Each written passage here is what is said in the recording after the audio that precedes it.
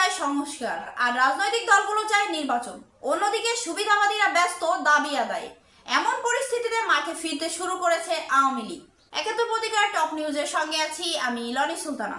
গত বছর ছাত্র জনতার গণ অভ্যুত্থানে শেখ হাসিনার পতনের পর থেকে দেশের কয়েকটি গোষ্ঠী ব্যস্ত রয়েছে দাবি আদায়ে।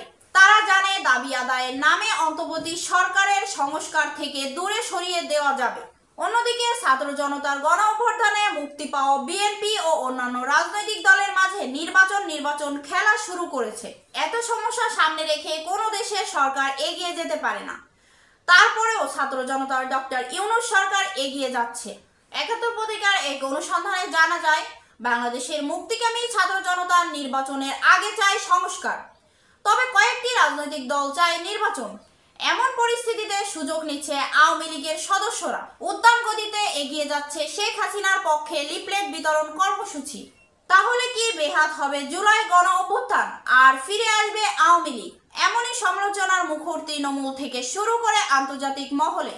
সব খবর সবার আগে পেতে এখনই বাঙালি জাতীয় কণ্ঠস্বর ৭১ পত্রিকার চ্যানেলটি সাবস্ক্রাইব করে আমাদের সঙ্গেই থাকুন। সবাইকে ধন্যবাদ জানিয়ে শেষ করছি। আল্লাহ হাফেজ।